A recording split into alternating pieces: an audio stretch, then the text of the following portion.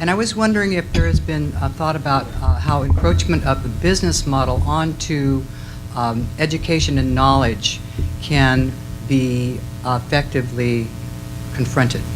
I don't have a solution, but I think it's a really important question.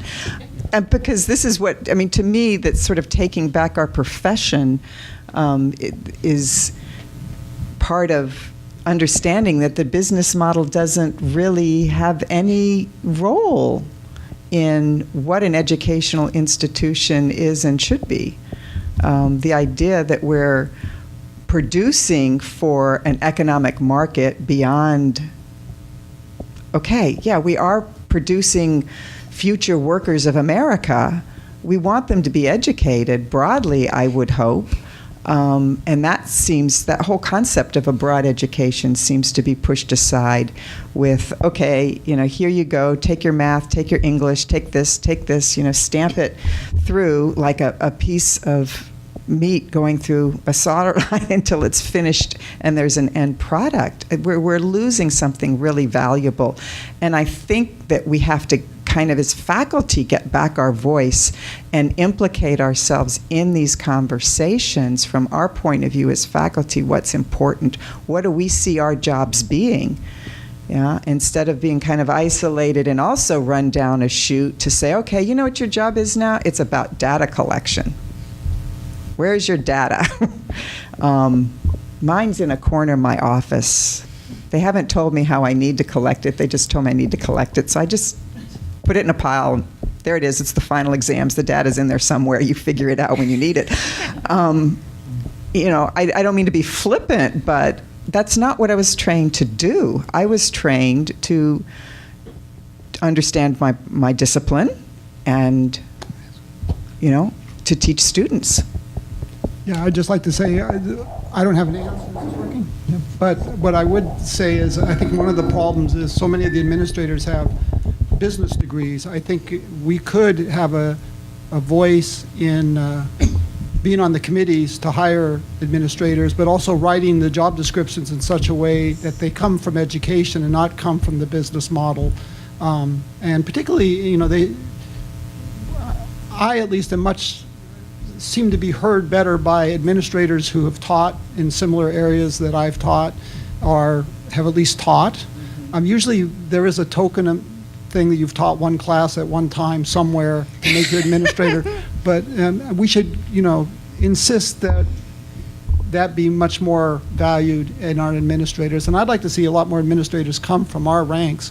I think that it shows sort of a dedication to the school, to the system, and also to teaching, not to making money. If you've been a teacher for 20 years, it's hard to think you were in it for the money. This is exactly why we're here. We need to talk to a whole lot of smart people, and cumulatively, one by one, we just get picked off, nibbled to death. But by talking to all the campuses, putting it together on the web, we can begin to think of ideas and strategies that work. And you've just come up with a couple of really good ones that are get into the process. The most recent numbers for the salaries paid, the E&M positions in the university were just put up on UHPA, the most recent ones. Look through those and see how many of those people have ever taught or been tenured in a university.